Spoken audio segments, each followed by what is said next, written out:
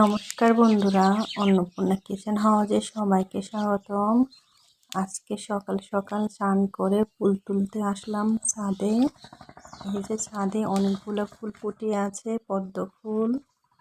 এখন আস্তে আস্তে শীত পড়েছে আর ফুলগুলো অনেক আগে থেকে ছোট হয়ে গেছে।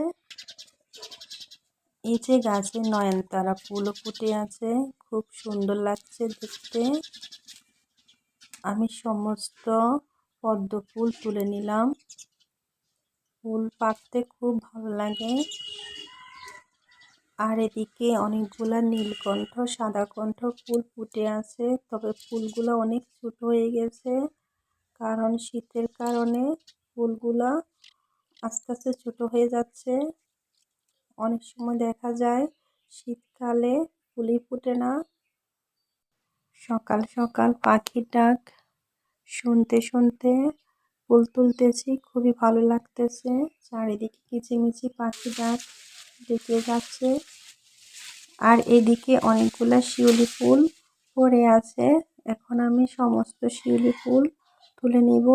দেখুন কত সুন্দর লাগছে শিউলি ফুল দেখতে, খুবই সুন্দর লাগে শিউলি ফুল। দেখো নিচে কত শিউলি ফুল পড়ে আছে, খুব ভালো লাগে তাই না ফুলগুলি দেখতে, আর ফুল তুলতেও ভালো লাগে। এই শিউলি ফুলগুলো কার কার বাড়িতে আছে কমেন্ট করে জানাবে। আমার সমস্ত ফুল তোলা হয়ে গেছে, অনেকগুলো ফুল দেখো কত সুন্দর লাগছে। আমি কিন্তু সব ফুল দিয়ে পূজা দিব না, আমাদের আশেপাশে যারা আছে প্রতিবেশীদেরকেও আমি ফুল দিয়ে দিব। এখন আমি গোবিন্দ পূজা দিয়েছি।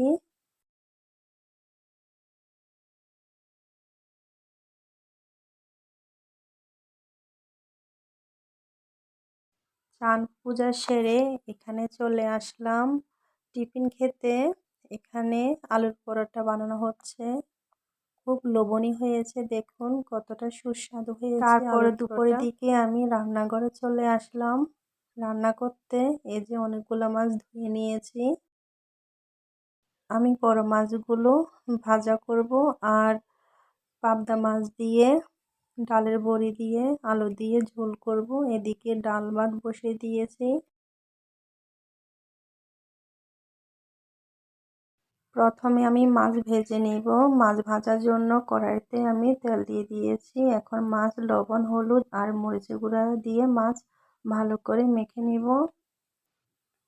মাছের মধ্যে কিন্তু একটু মরিচের গুঁড়া দিলে মাছ লাল হয় আর খেতেও ভালো লাগে, তাই আমি সব সময় মাছের মধ্যে মরিচের গুঁড়া দিই। এই যে আমি মাছ লাল লাল করে মচমচে ভেজে নিয়েছি, এখন আমি মাছ নামিয়ে নিব। আর এদিকে আমার ডাল রান্না হয়ে গেছে। আজকে আমি ডাল আমের ফলি দিয়ে রান্না করেছি।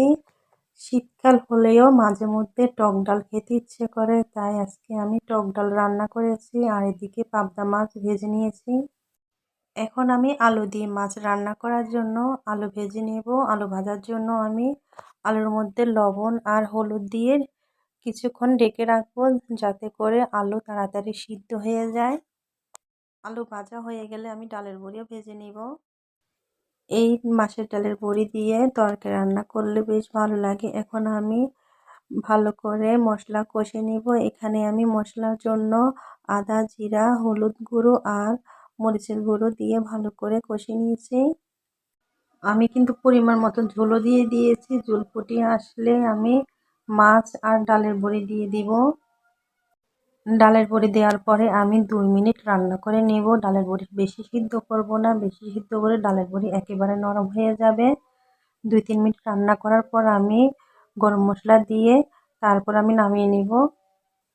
এই যে আমার রান্না হয়ে গেল। আজকের ভিডিওটি কেমন লাগলো অবশ্যই কমেন্ট করে জানাবেন। ধন্যবাদ।